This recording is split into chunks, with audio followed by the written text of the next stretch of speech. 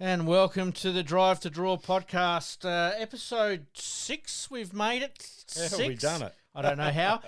Mate, you're good for the weekend as far as bowls go. Yeah, all good. Premier League, so last week we've got to fumble through all the results and try and fight. So we're Absolutely. back to round one All now, right, Pete. We'll do that in a minute. How did you go on the weekend? I had a weekend off at Carricalinga with the family. That means you're the winner. Yeah, team had a win, so I battled back in there this week. So I got another game. So yeah, you have a week off and they still select you. Come on, very very good, mate. Things going all right there at Walker? Going all right. Yeah, happy as got done today, but so be it. Is what Sun it will is. come up in the morning. All right, mate. Let's get into Around the Greens. Around the Greens.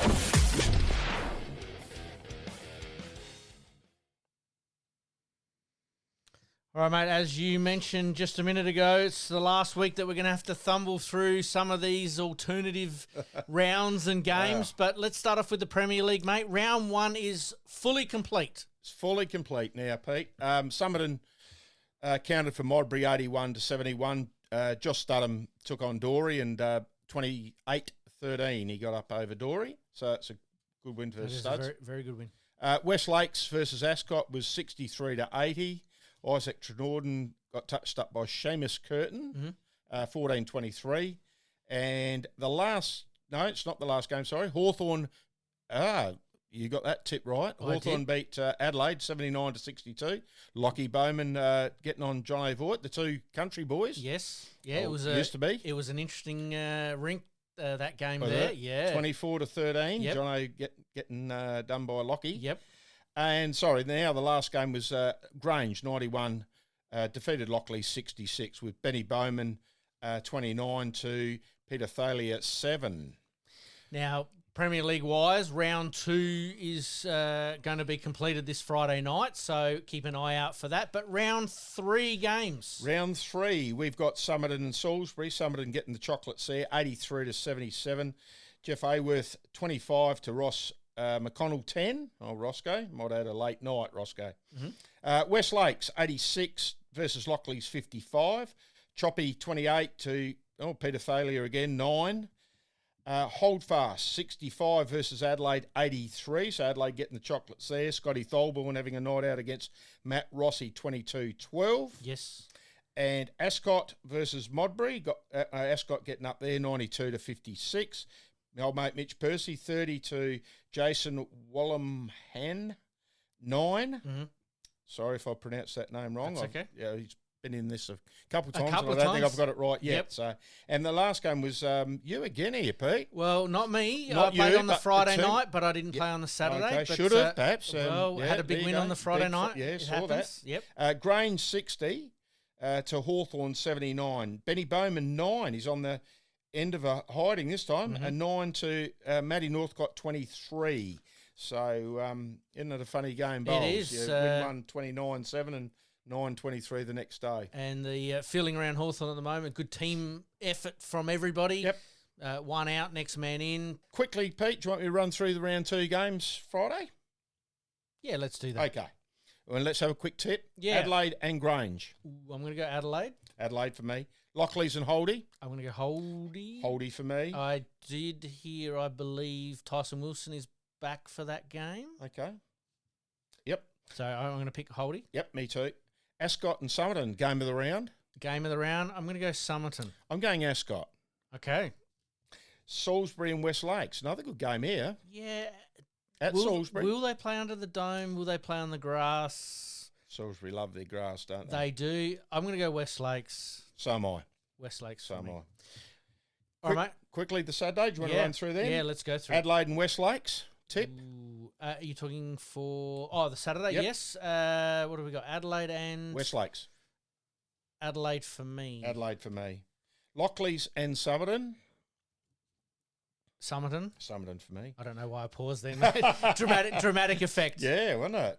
Drum roll. Modbury and Grange. That'd be a good game, but I reckon Modbury might get the chocolates. I'm going to go Grange. I reckon they can bounce back. See, Mark Bowman's in a bit of form now. He had a big win today. Yes. Hawthorn and Holdy. I'm going to go Hawthorn. Hawthorn for me. I'll back you boys. Yep. You got a game or not? Don't know yet. Don't know yet. Find out Thursday. Yep. Salisbury and Ascot. Ascot for me. Ascot for me. Yeah. Good luck to everybody playing there on Friday and Saturday. With the way the schedule worked out last week, you had some players playing Wednesday, Thursday, Friday, Saturday, and Sunday with the state event. Some absolutely massive days that were put in by everybody there. I would have been in the ice bath. Well, I think there were a lot of players by Sunday mid-afternoon that were completely cooked. Yeah. With these games that did need to be made up, has made it probably a little bit difficult on some players. And let's be honest, we're not getting any younger, and days that go longer and longer and longer. Even though that some of those were night games, Yep. you're not getting home until 10:30, No, 11 that's right. o'clock. Sometimes 11:15, and then you try and wind down, which is a little bit more difficult, and then you got to back up for the Saturday. You really got to be in the right frame of mind to be able to do that, and then not only do it once, you sort of had to do it multiple times in a row. So I think some players were happy that they didn't have to play Monday or Tuesday this week and then come out today and that's right. hopefully we're loose enough to be able to play. So, all right, let's move on to Division 1, mate. So we had a game left Friday night. So that was the Millswood Toorak game. That's the one we had a tip on, didn't we? We did. Well, I didn't even get the team right. I tipped Toorak. Yep. So you got Millswood I right. got Millswood, but the scores weren't were, right. Nope. So we had Brad Holt over Feasty, 23-11. So good win to Brad. Yep. Do you want me to run through the mate. Saturdays? Yeah, go for it. Let's go through the Saturdays. Woodville played Tranmere. Woodville 75, Tranmere 68. Sav Marafiotti 22 to John Diesel Fedderson 16. Paynham had a good win against Port Nalunga, which I didn't tip. No, I didn't tip either. From what I heard, everyone had a good day out. Yeah, Hursty was the biggest winner there, 32 over Ben Napa, 10. Yep. So good win there for Paynham. Absolutely. Right, continuing on. We got Henley 77 versus Somerton 90. Tim Dodds 14. Ray Wicholello 30. Sorry about the name. Nope, all good. Marion 98. They're going to be, as I said, I think they're up in the top two. Yep. Over Millswood 51. So it's a fair hiding there. Phil Ryan 27 against John Wells 7. So it's a big win there. Modbury 88 over Toorak 79. Norby Kratz 27 over Guy Uren 14. Mm-hmm. And that's all the games there. Marion and Somerton leading the pack there at the moment with 3 wins and no losses. I was just going to come to the ladder Sorry, before we mate. do the tips. No, all good. As you said, Marion top, Somerton second, Club Tranmere third, Port Nalunga fourth, and Millswood rounding out the top. They're all on 2 and 1. Top 5. So Yep. good luck to everybody this weekend. Let's get some tips for what are we up to? Round 4 in Division 1. Round 4 in Division 1. We got Somerton versus Paynham. I'm going to go Somerton. I'm going to go Somerton on the Somerton for me. On the grass? Yep, on the grass. Yep. Actually, they've been playing out the front a little have bit they? more than out the back at the moment. Yeah. Port Nalunga versus Woodville. Down at Port Nalunga. It was down there Sunday. Go Port Nalunga. Port Nalunga for me. Millswood versus Modbury. Millswood just. Modbury for me. I'm going to go. It's going to be within. Yep. It's a match of the 0 round, to isn't 10 it? shots. Yeah, I match agree. of the room. Yeah. Toorak versus Henley. Toorak for me. And Tranmere versus Marion at Tranmere. Because it's at Tranmere, you I got to know. give them a good opportunity. Those last 3 games that you've called there could go either way. They could. I'm going to go Marion, but Marion for me too. I don't think it's going to be as easy as they've I had don't their think so first either. couple of rounds. So, well done to all teams. All right, mate. Let's get on to around the regions.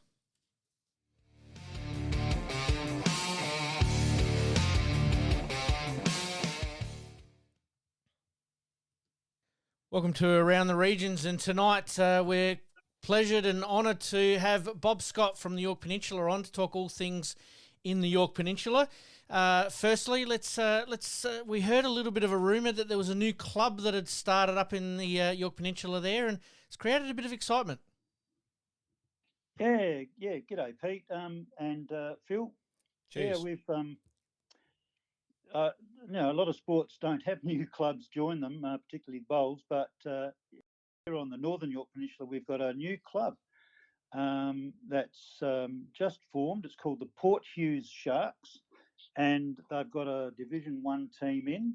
And it's certainly created an extra dimension to our Division 1 pennant season. I think it probably started because a number of players saw a need to start a new club in the Port Hughes area. A lot of people retire in that area. It's got potential for growth. So I guess a couple of interested guys got together and took it to the association. And anyway, after all the approvals and so forth went through, the new club was formed. So players, Bob, from other teams, or is they sort of ex-night owlers, or Come from the city up to the country, yeah. Where they got their players? Yeah, I guess they've come from a number of different clubs, Wallaroo, Moonta, some of the larger clubs. There are players in there that, they have aspirations to play at Division 1 level, and I'm sure this has given them an opportunity to say, all right, let's go and play in Division 1. So they've gone and joined Port Hughes Sharks. But what it's done, I'm actually quite in favour of it. I mean, it's going to be hard work for them to establish themselves, but I'm in favour of it because in the past, to make 10 teams, clubs like Moonta, the larger clubs, have had to put 2 teams from their one club in. Mm-hmm. And I know that causes angst amongst themselves within the club, whereas having this new club actually prevents that from happening.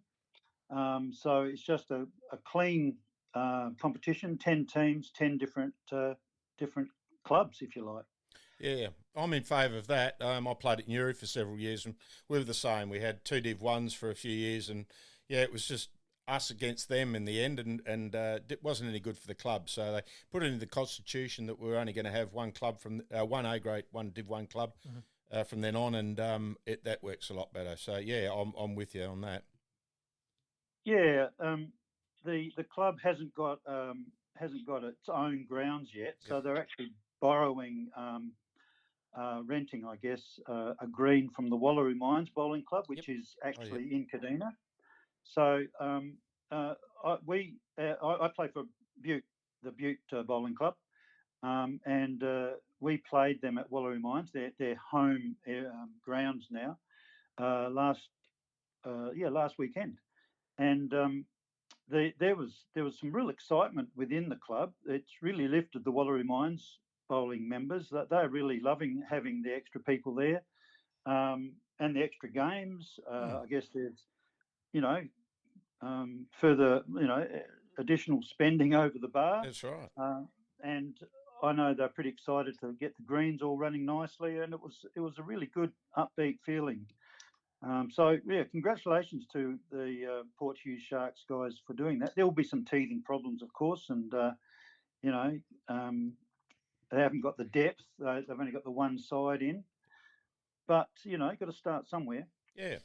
Well, you sort of stole my thunder. I was going to say where were the facilities being used, but that sounds like it's a win-win for everybody, and not only promotion of bowls, but obviously Wallaroo there and the Mines Club, and that's a fantastic achievement by whoever's got together to get that going. Yeah.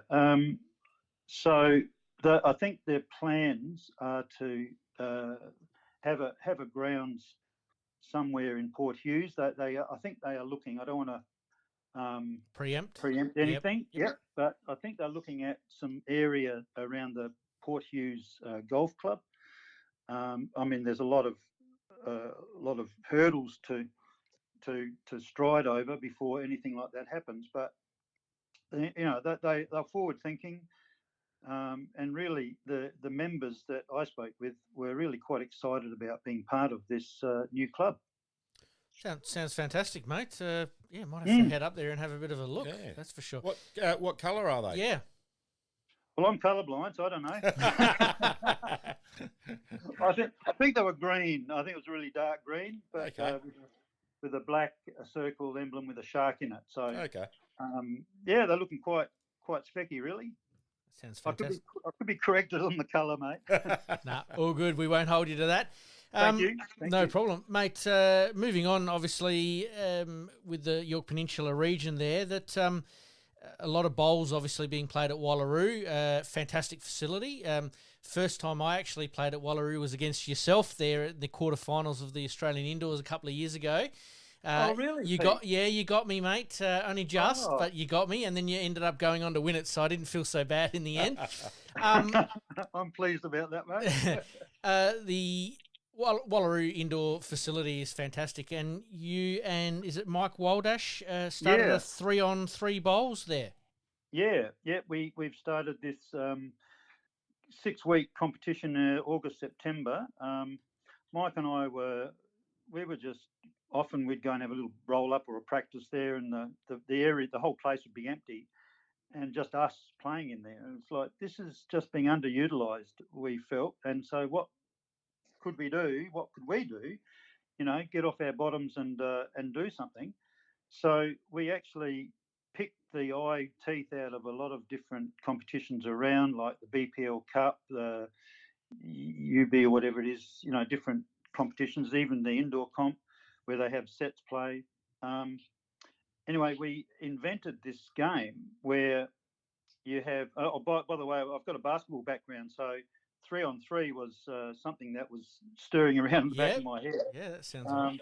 So we got rid of all of the hierarchy of a team. So there's no skippers, leaders, or anything like that. So you got minimum of 3 bowlers. You can have others that can sub in and out. Each get 2 bowls, and as long as 6 bowls are put down within 30 seconds, because it's a quick game, you can put them down in any order you like, and which creates a different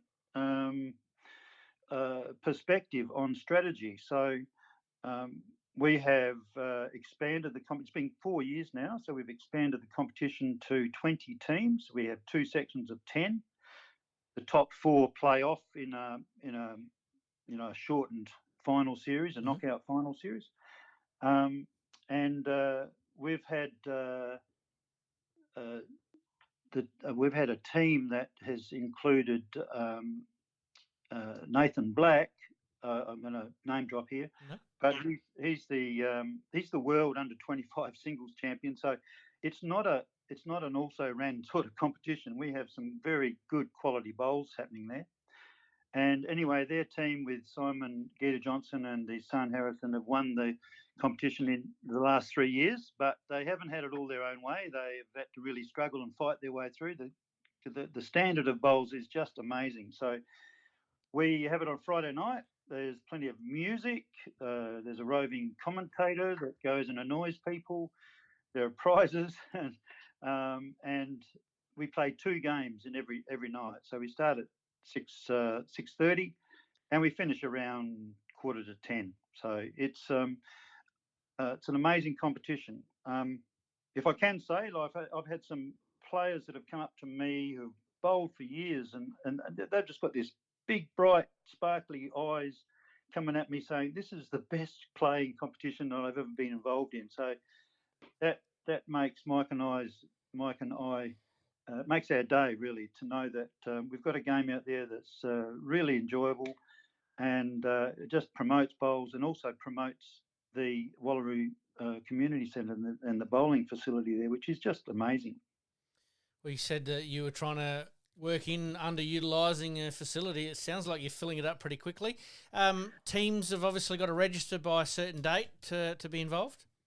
Well, we throw out invitations, and so we pick a person, and then that person can pick his or her team. So we haven't missed.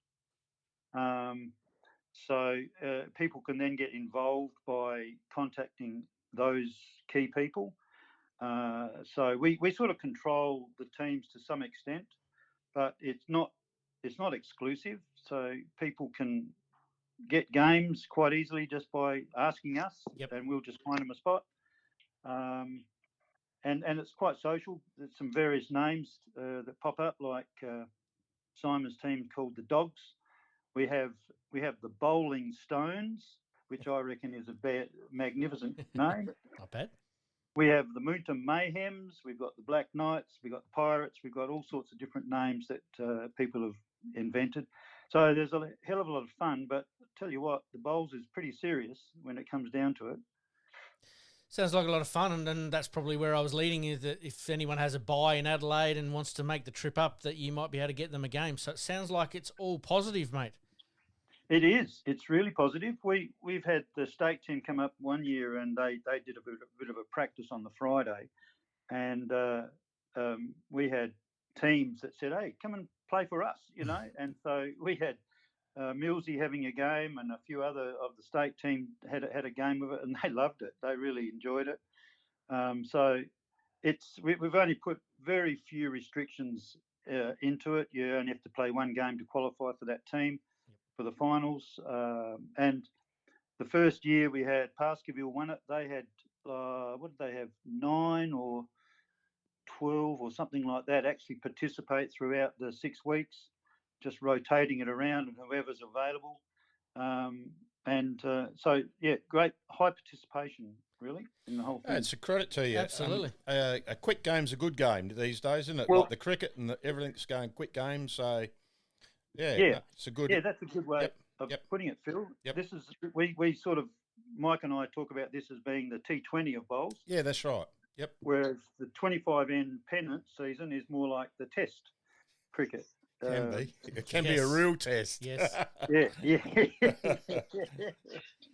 Mate, previous guests of ours obviously have been Nathan Black and Harrison Giddy-Johnson. It's funny you mentioned that. And the one thing that we asked those guys sort of in our little package towards the end there, is there anything that you would want to change about the game? And the first thing they sort of say is different formats and slightly quicker formats. It sounds like this is hitting a bit of a sweet spot. So, look out for it, mate.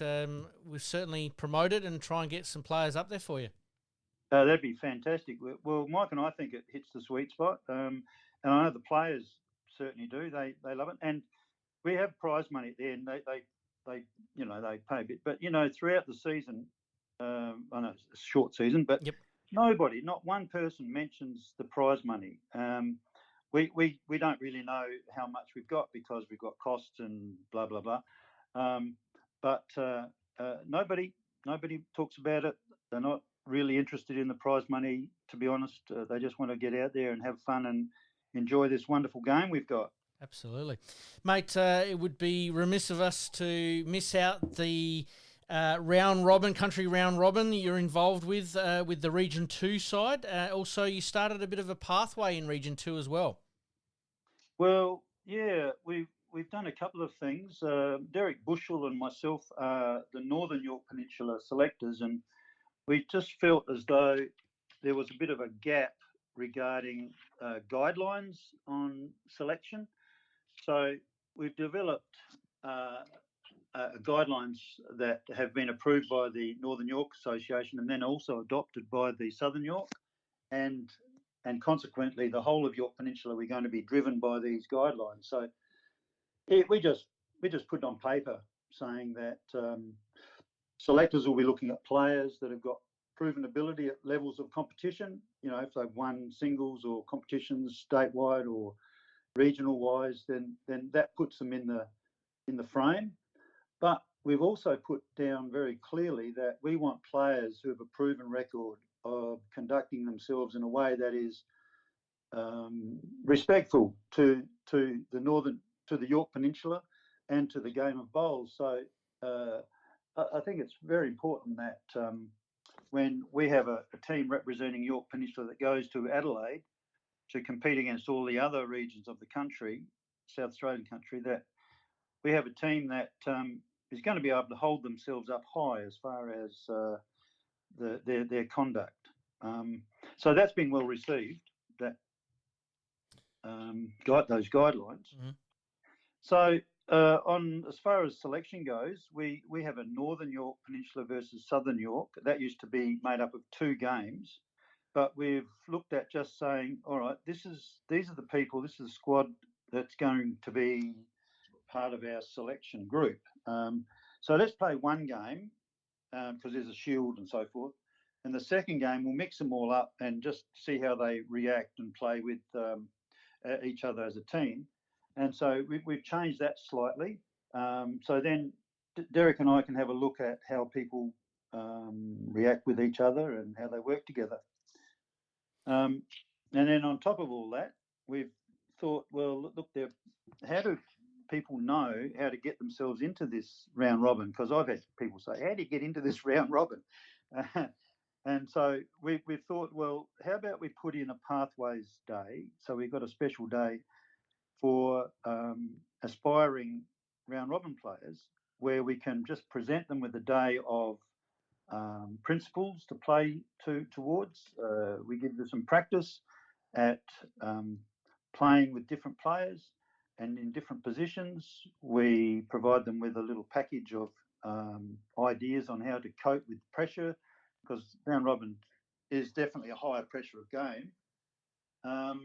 So looking at improving their own personal skills. So we've put this Pathways down, and it's been very well received here in the Northern York. So we'll just see how it goes. It sounds very professional, mate. Can you send those hints over to me? Because I need them sometimes, I tell you that. Oh, sure. We'll arrange something off air there for sure. Country Carnival is obviously a big one for you guys. You obviously love coming down to the city and playing in the Country Carnival. Oh yeah.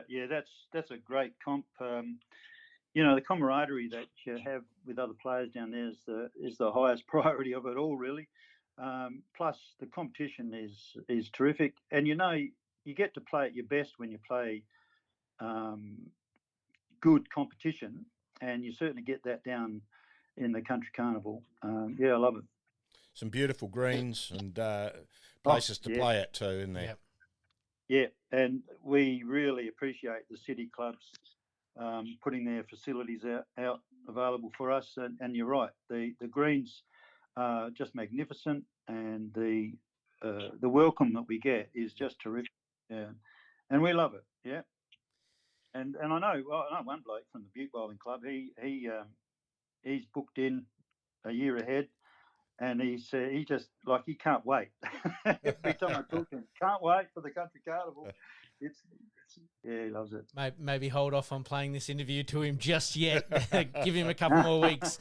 I won't give him any names. No, don't give him any names, mate. It would again. We absolutely love what you're doing up there in the York Peninsula. We spoke with Harrison. We've spoken with Simon a little bit off air.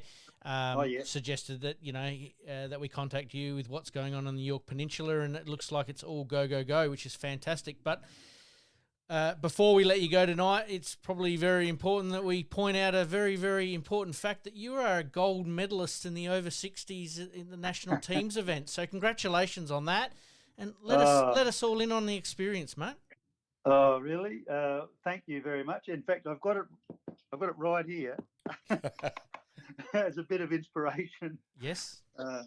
Yeah, a gold medal like that doesn't come along every day, and we're of course very proud of what we've achieved, and it's been a real honour to represent South Australia and bring home the gold medal for the South Australians.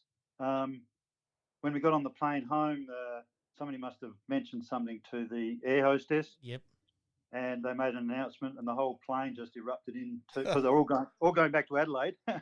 So they erupted in applause. So it was very, very nice. Wonderful experience.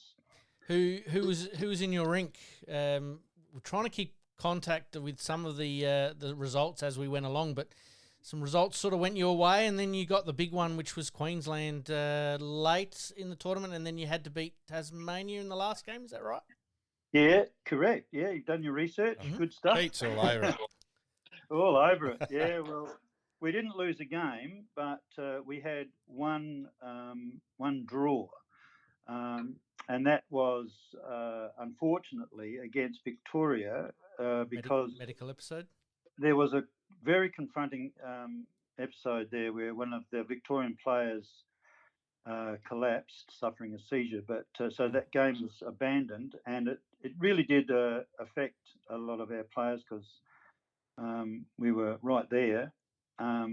So I'm glad that was a very, very sensible decision to not just play on with that. Yeah. The really good news was that the player involved, he made a pretty quick recovery, and he was back there in the afternoon, sitting there with and just thanking every South Australian that went past. And then the next day he came and chatted with some of us and saying, "Look, we really are barracking for you guys because of what you did for us, for him, and for the Victorian side." They were just so appreciative of the sportsmanship that was shown. So that was quite a touching experience. But then getting back to the games, we certainly had to beat Queensland, who won it last year. So that was a vital game. And we managed to knock them off, which was great. And then we had to play the last game against Tassie, who had not won a game. But in that particular game, it was the last game of the tournament, they came out with all their guns blazing, and they put in some magnificent bowls. And South Australia as a whole, the big scoreboard, out of 63 ends, we finally hit the front on the 60th end. That's how tough that last game was. Wow. Because they had nothing to lose and we had everything to lose. So I think the tension was there a little bit. But one of our York Peninsula players, Don Bennett, he of course was in the last rank to come off, and we needed to win that end, the last one, and Duck put in an absolute blinder of a toucher, and the opposition skip had a bit of a crack at it, and there was one. I reckon he missed by cigarette paper. I don't know how it didn't hit it, but he missed. And then another country player, Gary Smith, the skipper of that side, he's from Laura, he put in another bowl just right next to Duck's bowl, so it protected it a bit. And we were all watching with bated breath, and the skip had another crack at it and missed, and that was it. Nothing like leaving it to the last two bowls. No, that's exactly right. So I think that excitement made it even more memorable, I think. And then the beer flowed? And then, well, it did a bit. We had one player who slept all the way home in the plane, so names again. How is Cole Watkins? Yeah, a couple of sore heads. It wasn't cold. It's through a process of elimination. Okay, we'll leave it at that. Hey, what happens in Queensland on the bowls trip stays in Queensland on the bowls trip. Yeah, exactly, mate. Exactly. Congratulations from all of us here, and thank you for sharing your thoughts not only on the York Peninsula Bowls at the moment, but also a couple of little personal achievements that I'm sure you're very, very happy of and fond of, and we'll cherish them as your bowls career continues to develop. Thanks a lot, Pete and Phil. Thanks, mate. Say good day to Peter Ross for me, will you? Oh, absolutely. Yep. Will do. Good bloke. Saw him this afternoon. Okay. Next time you see him, tell him to say good day. All right, will, Phil. Cheers, mate. Okay, cheers, guys. Thank you very much, mate. Have a good one. Thanks, Pete. Bye. Cheers. Bye-bye. Right, we thank Bob Scott for his time there tonight, just giving us a little bit of a heads up on what's happening on the York Peninsula and obviously his successes there as well. Mate, let's get on with the Barossa and Light. Barossa and Light this week. I'll run through them quickly, Pete. We're probably time struck a bit tonight. A little bit. Kapunda 92 played Newry under the the hanger? Yes. 92 to 78, Newry. Adrian Green, the big gun, was back this week. 35 over Gary Chapman 8, so he gave poor old Gary a bit of a hiding. Is Jaden leading for him? No, I reckon he leads for Cat. Okay, Yep. Yadunda, top side, undefeated. 83 defeated Lindok. Were undefeated too until Saturday. 83 to 63. I reckon I picked that one. Yeah, I tipped Yadunda. Yep. Tate Rogers 23 over Darren Green 13. Yep. Now the upset of the round, Angaston had their second loss of the year. 71 Angaston, Tanunda 77. But in that win, Justin Morris from Angaston beat Neil Stewart 27-14 was the biggest margin in the rinks. Absolutely. So, yeah. Well done to all. All right, let's get on to this week's rounds, Sorry, one more. Oh, one more, yeah, sorry. Freeling played Mount Pleasant. Freeling 86, Mount Pleasant 71. Greg Moore 33 to Bo Hamley 14. So that was the round there. Absolutely. Pete. Sorry to jump the gun there. No, that's all we can't good. forget about Freeling. No, been struggling. It's good to see him have a win. Yeah, absolutely. Can boost everyone's confidence, and anything can happen on the bowls green, as we've seen. So we'll have a quick tip. Yeah, mate, let's go. Mount Pleasant versus Anguston. At Mount Pleasant. Anguston for me. Anguston for me. They'll bounce back. Freeling versus Lindock. Lindock for me. Lindock for me. Newry versus Udunda. Probably the match of the round. Yeah, I'm going to go Newry. At home. I'll go Udunda. Okay. So no, Udunda. Yeah, they're on fire at the moment. Udunda No, undefeated. I'm going to change my Change vote it? now. To Udunda? Yep. Right. Okay, it's all changed. Yep. And Tanunda and Kapunda. At Tanunda. Oh, I'm going to go Kapunda. Kapunda for me. They got the greens, 3 greens back. So quickly I'll run through the ladder. Udunda undefeated 3-0. Lindock, Tanunda Lindock and Tanunda are 2-1, and Anguston in 4th spot with 1 and 2. Absolutely. So there we have it, Pete. Fantastic. All right, let's get on to some hot shots.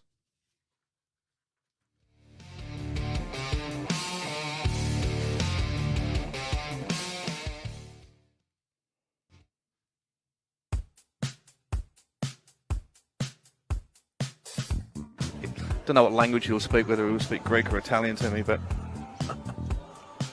see, that's Andy there from here. He's a bit narrow. Oh, no, he's not. He's got this perfectly. He's got it perfectly. What a great bowl. LAINI's played this pretty well. Gonna get in underneath that. Lovely bowl, LAINI. Delicious. The old Shane Warne tactic back in the day. Oh, he's got both taken of two. them. Oh, so Jack is. Oh, that's on the. Killed the, That's no, it's close.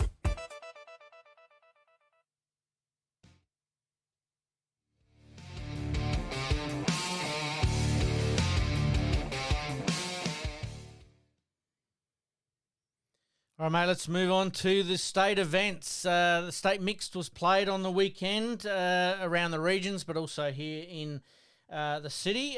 Some notable winners that went through. The defending champions ended up getting through their section playing at Trinity Gardens. Greens weren't running too badly there. I think Gary Thompson looks after those greens there. One Andrew of the greens. Damon. Yep, one of the greens was probably a little bit quicker than the other, but for the most part, obviously, very, very well there. The other one, Kath Greenslade, getting through with her son Dan. Yep. Myself and Kathy actually got through there. Sally Denton, Brett Baldy, Vicky Feast, Trevor Feast. So some good names there. LAINI McGorman, who's coming up in our play with players. Brett Davis. Oh yeah, handy.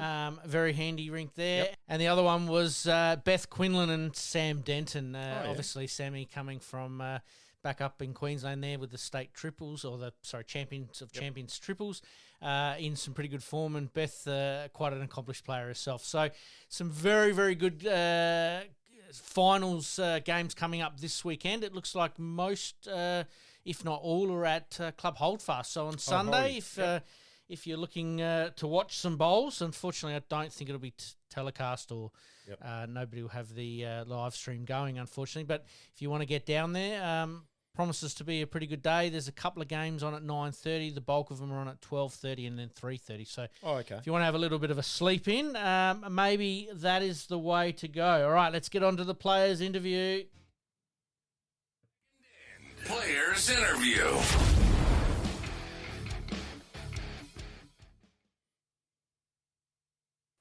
Welcome to the 22nd end tonight. We're absolutely pleased to announce that LAINI McGorman is our special guest tonight. And welcome along, LAINI.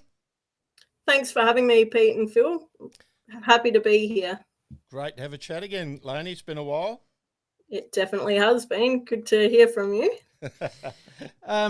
Look, we wanted to get, obviously, yourself on because you've been in bowls now a little while, started a little bit younger than some of our more established players, I suppose. We have spoken with Harrison a couple of weeks ago and Nathan Black, so some good quality bowlers there. But how did you get your start in bowls? I started when I was 11. My big brother played and my grandfather played at Port Wakefield. And in Port Wakefield on a Saturday afternoon in summer, there's really not much to do. So I got dragged along and I filled in, and I guess the rest is history. What about beach and crabbing? It's not really my thing. I think my enough. dad would have preferred if they were my chosen things to do. Fair enough. Fair enough. Then, obviously, starting as a junior out in the country there, what sort of prompted you to come play down in the city? Was it Country Carnival that you got an opportunity and then someone sort of spotted you there? And how did that all eventuate? No, a little bit different back then. So I actually went to the Royal Adelaide show, and Bowls SA back then used to have a stand. Okay. And you put your details in, and I got a letter inviting me to like a open juniors day. So I went down to that and loved it, loved the people. I've always been competitive, so I guess it all started from there. So first club in town was Payneham? First club in town was Modbury for about 18 months when I was a teenager, just to get a bit more experience than what I was getting in the country. Yeah, and then Payneham for close to 11 years after that. So that's my biggest stint.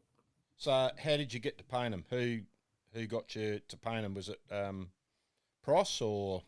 Yeah, it was Pross and Joan. I'd moved back down from Townsville, and Joan sort of saw me somewhere, and she's like, "You've got to come back. You've got to come back." And I'm very lucky that I've always been able to call Joan and the late Pross very good friends of mine and mentors of mine. Yeah, I can do the same. They got me to Payneham, and which was a big part of my life too, and I enjoyed all my time there. So yeah. Any premierships there with Modbury or Payneham? I'm pretty sure there's women's one there, isn't there? So probably my biggest secret in bowls is that I've never really won a pennant. In 2020, as a permit player at Payneham on a Thursday, we got the COVID pennant, but I've never really won a pennant ever at any level. Wow. Yeah. Well, that's something to put on the bucket list to tick off, isn't it? Very much so. I'm hanging for that one. I finally got something on you, LAINI. Oh, God. There you go. Now, what bowls are you using at the moment? I'm using Drake's Pride Conquest. Very lucky to be supported and sponsored by Drake's Pride Australia. Great family business, and the bowls are amazing. Very versatile, great for all shots. Lovely colour range now, so very lucky. Did happen to see a few of those go down a couple of Friday nights ago after I'd put mine down, so you weren't too far away. No, they were going all right that night. They were. And then I think you had a blinder on the Saturday as well. So. Oh, yeah. Saturday could have been a little bit better, but Friday night was pretty good. Yeah, it wasn't bad at all. So you obviously got into bowls as a young lady. Were there any other sports that you were sort of playing at the time? Netball, basketball, tennis? Yeah, played netball. Loved netball, but bowls sort of trumped out at probably about 15 when my bowls commitments become a bit too much to be doing both. So I had to make a choice, and bowls is where my talent really was. So when was the move downtown, or how did you get, was it uni or that brought you to town to live? So I went from Port Wakefield to Townsville for a relationship, and I had my son up there. Yep. And then when I moved back, my mum had moved down to town. So she helped me out and gave me somewhere to stay for a while. Yep. And I've never looked back. Well, I've kind of looked back because I'm in Gawler now, which is semi-country. Yes, I know where you are. You had a very good. You were our postie for a little while. Yes, you had a good postman down there. I didn't know that. Yeah. Oh, there you go. Spilling all the secrets. Did he pay any of your bills there, LAINI? Unfortunately not. No. You were getting too many parcels there for a while, LAINI. I know that. I was knocking on the door there. Correct. Yeah, we were setting up the house, so lots of new stuff. That's all good. How many, you did mention that you've had a little one. How many have you got now? Is it 2? I've got 3. So I've got 15-year-old son, Ethan, almost 9-year-old daughter, Harriet, and then a 3-year-old daughter, Violet. 3? Yeah. Wow. Where's that time gone? And how do you find time for bowls? A very supportive husband that's happy to do it all while I'm away, or like weekends like last weekend and this weekend where it's 4 days in a row. Yeah. So very lucky that he's supportive and happy to take on the kids. And it's got a bit easier since he started working from home full time. It makes my trips away a lot smoother, really. Yep. And he even gets a couple games in at Kapunda too, I see. So if you've got a weekend off or whatever. Yeah, that's right. Yeah. Obviously good friends with Adrian Green. And so when time allows, he goes and does his thing there. Yep. Very handy bowler himself. Yeah, Greenie isn't bad, is he? Oh, I meant her husband. Oh, no, I'm talking about I'm being very facetious there. We spoke with you a little while ago on the Game On podcast, which is the other podcast that I'm involved with, about your singles Champ of Champs result, where you pretty much took Kelsey Cottrell all the way and only just got pipped at the post. But then a couple of years later, I reckon you ended up getting the chocolates? Yeah, so the next year went over to Perth for Champs and managed to get the win. Sort of went into the last game knowing I needed to win mine for silver, and if other results went my way, I could sneak in for gold. I guess you never really think that's going to happen. So it was probably one of the biggest shocks of my life, and one of the proudest moments as well. And then we sort of skipped over it a little bit, but then you moved to Adelaide. How did that sort of come about, and who sort of poached you over there? Was that Scotty, or did he put in the hard word and say, come on? Sick of playing with me. That's what it was. Oh. Yeah. I kind of arrived at Paynham and then she left. So. Yeah. I kind of poached myself over there. I'd been at Paynham for nearly 11 years, and I just felt like I needed something fresh, and it was nothing against the club or the people at Paynham. I just felt I needed a fresh start, and obviously Andrew had been at Adelaide for quite a while previously, so we knew plenty of people there, and I love the competitive spirit there. It's not win at all costs, but it's win at the right costs, so it felt like a really good fit for me. Certainly sounds like it was the right move at the right time. You need that change of scenery, and you've pretty much all gone from strength to strength since then. Yeah, absolutely. I feel like my bowls have come on a long way since being there. Yep. Yeah, it's getting away from me, I think, LAINI. That was a big part. So, yeah. Absolutely. I've been trying for years and it still hasn't worked. Oh, no, it's a credit to you, LAINI. You've achieved everything other than a pennant, as we found out tonight. So it's just been a credit to you. Maybe this year might be the year. It'd be very nice too. Yeah, would be very nice.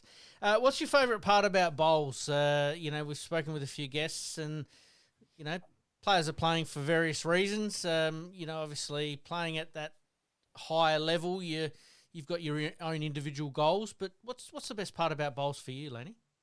I think there's two parts of it. Is one, the competitiveness. I love to win. Don't really like to lose, but love the fight of the game. The second one is I just find when I'm playing bowls, around bowls, my mental health is a lot better. It's really been a really positive thing for me to be outside the house and feel, I guess, a bit not worthless or like I matter in some way. So it's been really good for me. I thought like 3 or 4 hours away from the kids probably was one of the answers. But yeah, pretty much covers it all. You got lovely kids. Met them all, so yeah. But yeah, that's right. You've got to have something in life other than kids and cleaning the house and whatever else. So it's good on you. What are you doing for work, LAINI? At the moment, just home with the kids, and I don't really have time for much of that stuff with the amount of bowls I've got at the moment. So very lucky to be able to be in this position to concentrate on the kids and bowls. Yeah, not much money in it, but yeah, no, it's good. Well, at least you don't have pesky postmen knocking on your door every second day. I still remember where you live, Yeah. Fair enough. Let's finish off with a couple of quick questions here, LAINI. Your bowls have really been talking for themselves over the last couple of years, not only with the Australian rankings, but, winning the Champ of Champs there and pushing, as I said, Kelsey pretty close there at one stage as well. You now have been invited into the Adelaide Pioneers for the BPL coming up in November. That's at Pine Rivers, is that correct? Yeah, that's right. Yep. Firstly, congratulations. And how did that conversation come about? Thank you. It all happened really suddenly. So I was on my way to Pennant Trials and Scotty gave me a call, asked if I was coming into trials, said yeah. He said, all right, I'll meet you in the car park, which was a bit like, not sure what's going on here. That's Does he want to know where I'm going to play too. or what's going on? And then he told me that Caitlin was unavailable and asked if I'd like a crack. And so I'm lucky enough to tick something off my bucket list that hundreds of thousands of people would love to do. How long did it take you to answer, Scotty, with a yes? Under a second. And then he goes, you want to check if you're available first? And I'm like, I'll make it work. So quickly rung Andrew and no, it was always going to work. Yep. Credit to you. I can absolutely imagine that there was definitely a yes coming there very, very quickly, and then we'll sort the rest out later. We'll deal with it as we come along. Pretty much. Absolutely love it. All right, let's get you out of here on a few quick questions, LAINI. What would you improve about the bowl? What would you like to see improved about the game of bowls? Here in South Australia, I'd love to see a shorter pennant season, a few less weekends filled up, so a few more Friday night games. And on a whole, the game of bowls, I think, is heading in the right direction. So I don't think there's too much to change. Sounds good. Who's your childhood sporting idol? Can be from any sport. Bowls was definitely Karen Murphy, just an amazing competitor. And in general, Andrew McLeod is my all-time favourite sports person, always will be. Well, that answers my question about who's your favourite footy team. We know that it would be Port Adelaide. Would be the Port boy. boy. That's why she got away from you at Payneham, because you're Port. Yes, correct. So Adelaide it is. Yes. You get to actually tick off another bucket list item there. You did mention that one of your idols is Karen Murphy. You're going to be playing across from her. Yeah, so I've played her in singles before and went down. But yeah, no, happy to play against her again. Feel very blessed to be able to do that as well now, especially now she's not playing as many bowls as she used to. Mm-hmm. Yeah. And we mentioned there that, you like the Crows. Is there any other sporting teams that you sort of follow in maybe some other sports? Yeah, Golden State Warriors in NBA. Love my Thunderbirds in netball. Pretty much if there's a sport, I'll watch it. Love following darts. Yeah, I'm not really fussy when it comes to sport. Sounds fantastic. Oh, mate, bloody great watching any sport you want. KO these days gives you basically on demand, so you're pretty lucky there. Do you have a pre-match meal? Not really. Normally it's some sort of caffeine, iced coffee, something like that. I like it. And pre-match songs or playlists? Oh gosh, probably at the moment, Superheroes by The Script. That one's getting a workout. The Climb by Miley Cyrus gets a bit of a workout as well. They're both a bit cheesy, but they get me going, so it's good.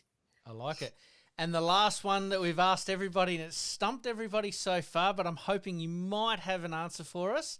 If somebody was to play you in a movie, who is playing you? Which actor or actress? Oh, wow. Yep, that one stumped me too. Yeah, I don't know. I'm not really sure. I don't know. I'd leave that up to the casting people. Fair enough. I think we've got to throw it out there once again to the listeners and see who would be your doppelganger, I suppose, as far as movies go. So, yeah. LAINI, thank you very much for joining us tonight, letting us in, obviously, about some of your bowls and how you got to where you have got. BPL coming up in November there at Pine Rivers. We'll all be watching and supporting you back here, and wishing you the best for that and for the remainder of the pennant season. Thanks so much for having me, guys. Thanks, you. LAINI. Thank you. You're listening to the Drive to Draw podcast. We'll be right back after this short break.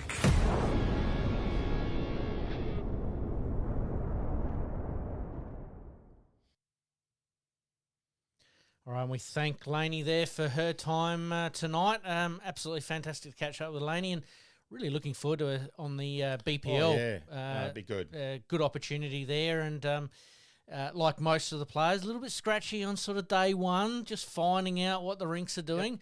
But then after that, it's game on. And they reckon it's such a difference outside and coming inside. That inside rink's completely different. Yeah, so. the TV rink versus the outside rink. Yep. So always popular, Pine Rivers. We'll obviously promote it as we go along, but keep an eye out for it.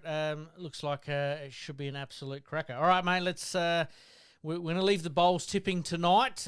We are running out a little bit of time because of our interviews, but let's get into the extra ends.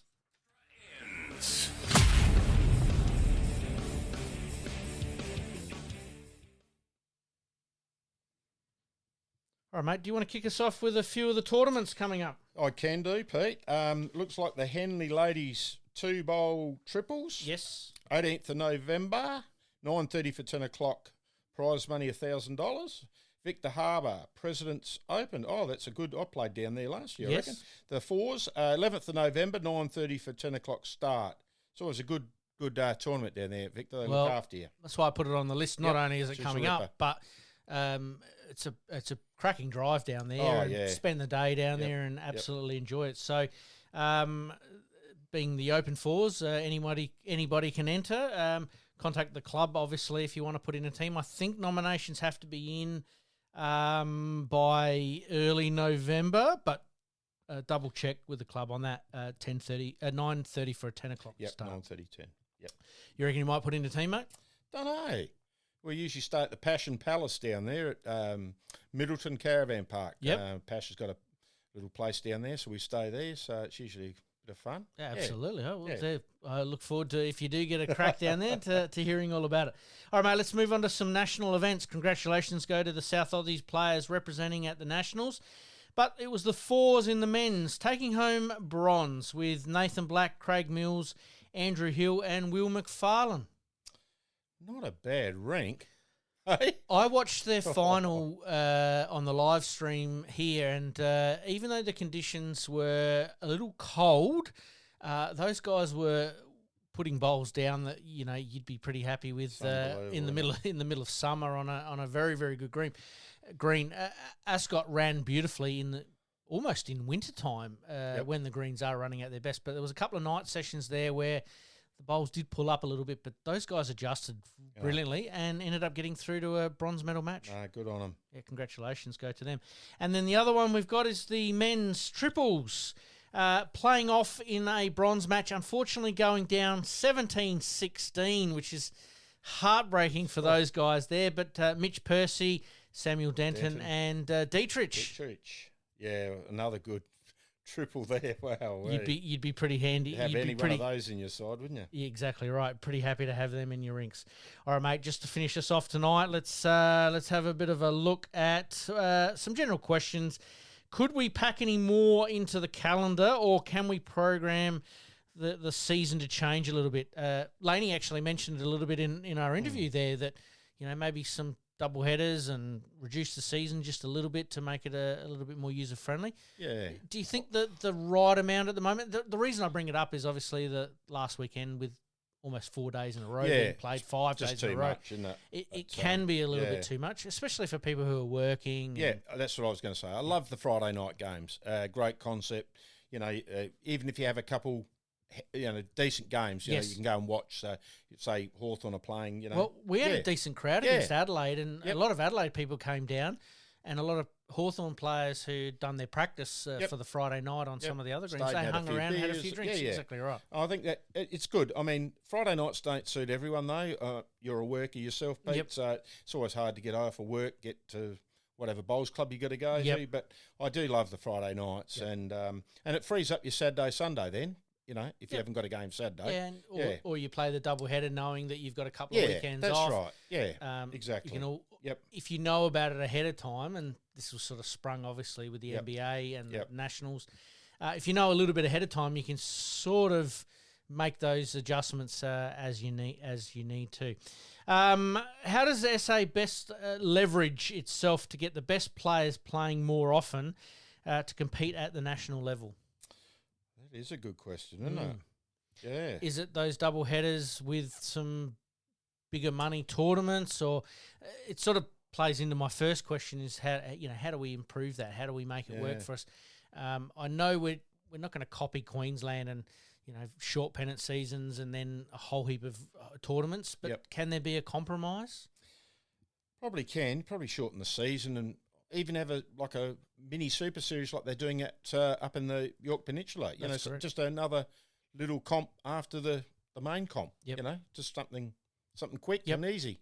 Does Taylor's Cup come into that a little bit? Well, maybe could be. Yeah, might be a chance to get rid of Taylor's Cup on a Sunday night and just have a shortened season after the season. And play that on the Saturday or the Friday nights to sort of fit in.